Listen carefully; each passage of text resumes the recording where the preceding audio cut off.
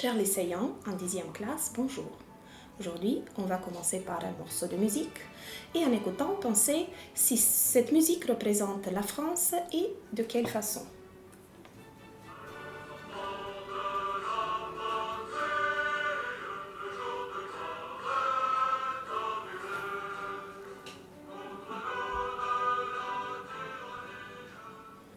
Je suis sûre que vous avez reconnu l'hymne national de la France qu'on peut écouter lors des cérémonies officielles.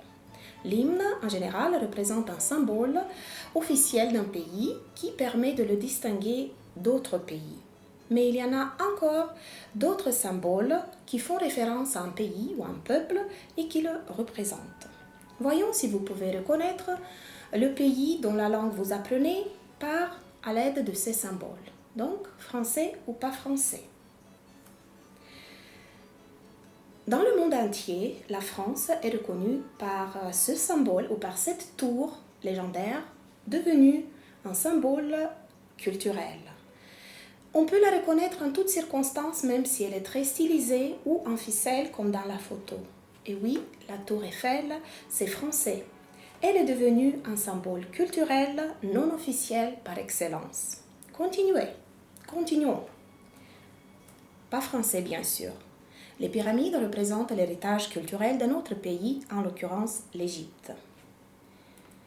Français ou pas français, ce coq stylisé représente encore un symbole culturel de la France. De plus, ce symbole animalier est devenu l'emblème officiel des sportifs français sélectionnés dans des compétitions internationales. Encore un symbole qu'on associe à la France. Cette fois, un symbole gastronomique, le fromage. Un pays peut être représenté par des marques reconnues à l'échelle internationale, comme ce logo-ci qui n'est pas français. Celui-ci, par contre, représente bien la France et il est devenu emblématique dans le monde entier, surtout dans le monde de la mode. On peut en énumérer beaucoup d'autres symboles qui représentent la France à l'étranger parce qu'elle a une riche histoire et culture. Mais en général, on dit que l'État français a 4 symboles officiels. C'est le drapeau tricolore, bleu, blanc, rouge, l'hymne national qui s'appelle la Marseillaise, Marianne, une figure allégorique, et la devise liberté, égalité, fraternité. Je vous propose de découvrir leur histoire, leur origine en une vidéo, mais avant de la visionner, réalisez ces 2 activités pour assurer une meilleure compréhension. Associez l'image au texte, à l'explication. C'est une femme. Elle porte un bonnet rouge et une robe blanche. Vous voyez bien ici une femme qui est Marianne. Il y a 3 bâtiments avec des drapeaux de la France sur le toit. Vous voyez les 3 bâtiments, dont l'un est un lycée, une mairie, un conseil ou un musée. Il y a 2 hommes. Ils ont des drapeaux coloriés sur leurs joues. Vous voyez bien les supporters sportifs. Et enfin, le drapeau de la France bleu, blanc, rouge. Continuons avec une activité interactive où vous devez associer le mot à l'image. Vous pouvez facilement reconnaître un buste. Ici, il s'agit du buste de Marianne. Marianne porte un bonnet et on dit que c'est un bonnet phrygien. On le reconnaît, il est de couleur rouge.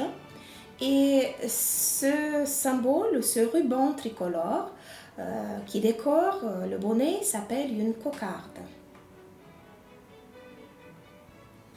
Finalement, la fleur stylisée, c'est une fleur de lys et vous allez voir dans la vidéo ce qu'elle représente pour la France.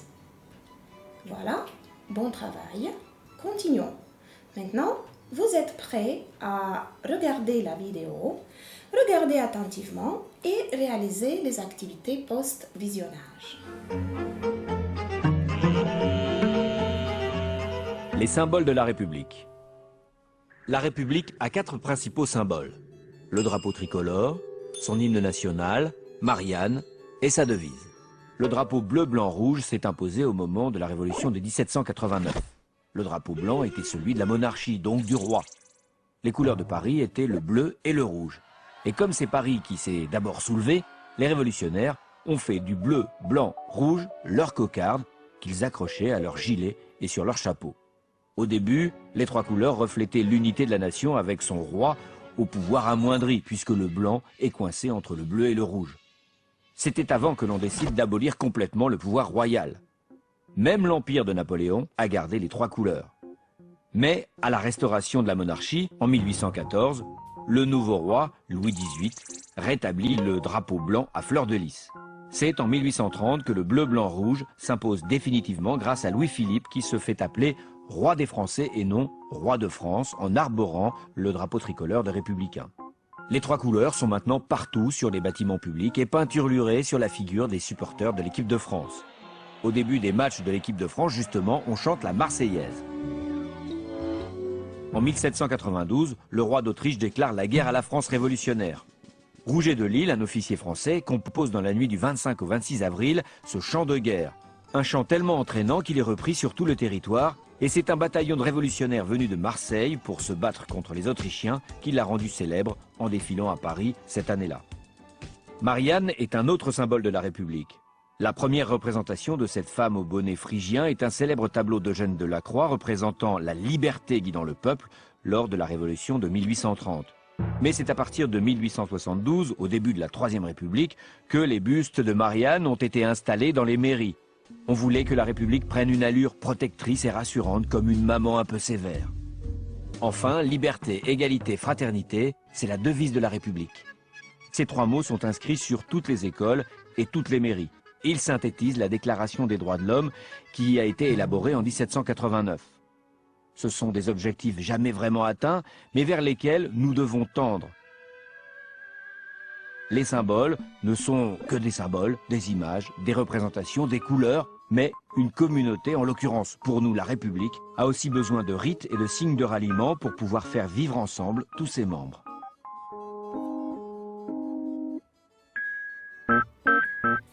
Dans cette première activité, soulignez la variante correcte conformément à ce que vous avez vu et entendu dans la vidéo.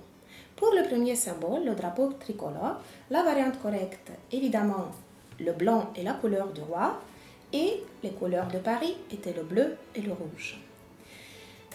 À l'origine, la Marseillaise est un chant de guerre. Marianne, c'est comme la maman protectrice de la République. Et finalement, la devise de la France, c'est liberté, égalité, fraternité. Dans la deuxième activité, répondez aux questions conformément au contenu de la vidéo. Si vous avez besoin, vous pouvez revenir en arrière et revoir la vidéo. Quand est né le tricolore français?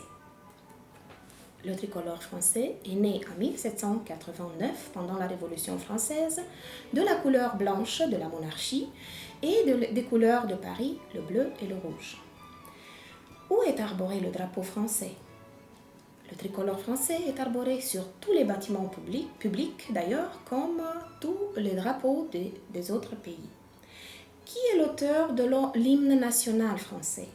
C'est Rouget de Lille, un officier français qui a composé un chant de guerre qui est devenu plus tard l'hymne national français. Quel peintre français a représenté pour la première fois la femme au bonnet phrygien qui incarne la France?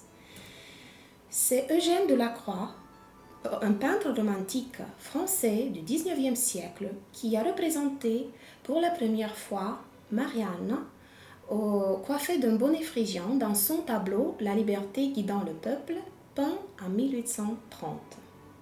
Où est-ce qu'on peut trouver le buste de Marianne? On peut admirer le buste de Marianne dans toutes les mairies de la France. Où est-ce qu'on peut lire la devise de la France? On peut lire la devise de la France sur toutes les écoles et toutes les mairies. Et finalement, pourquoi une communauté a-t-elle besoin de symboles?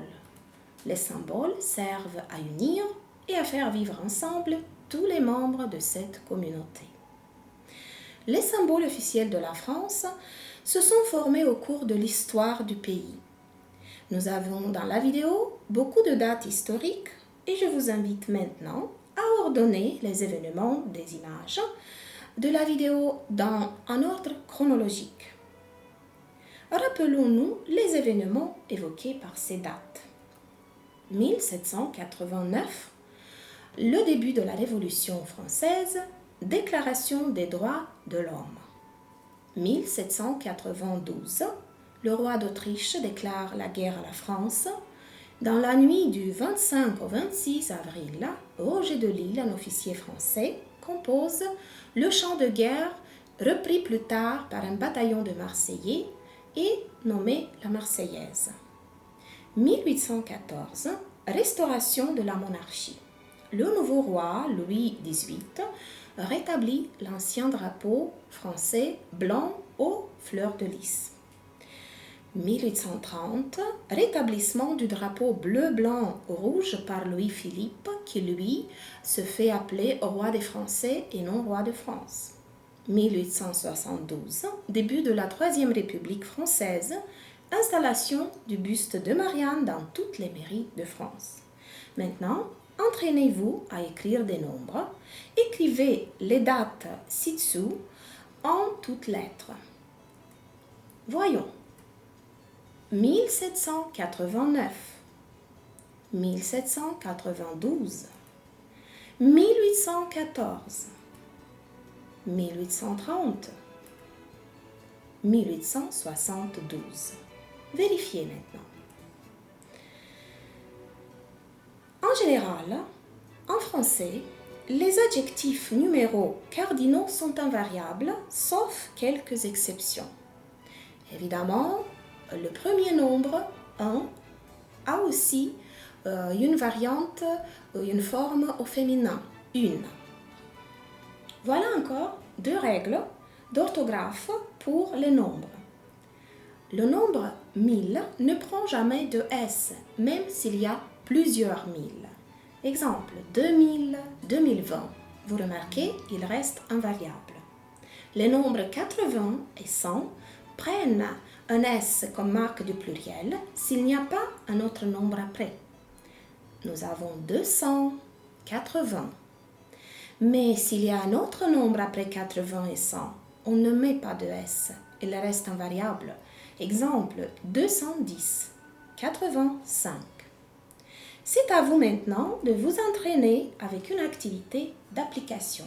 Écoutez et complétez avec les nombres entendus en toutes lettres. Cet homme pèse 86 kilos. Mon grand-père a 90 ans et ma grand-mère 80 ans. Il est né le 23 décembre 1965.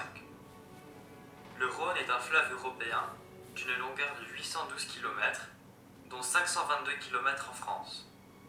Vérifions maintenant. Cet homme pèse 86 kilos. Mon grand-père a 90 ans et ma grand-mère 80 ans. Vous voyez, après 80, il n'y a pas de nombre, donc on met le S.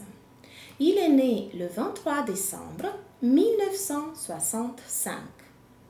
Le Rhône est un fleuve européen d'une longueur de 812 km, dont 522 en France. Remarquez, après le nombre 100, il y a d'autres nombres, donc le mot 100 reste invariable. Voilà, c'est la fin. Vous connaissez maintenant l'origine et l'histoire du tricolore français, de l'hymne de la France, de Marianne, cette figure allégorique qui incarne la France, de sa devise et encore beaucoup d'autres symboles culturels. Vous pouvez écrire correctement des nombres. Bravo pour votre travail assidu. Bonne chance et à la prochaine.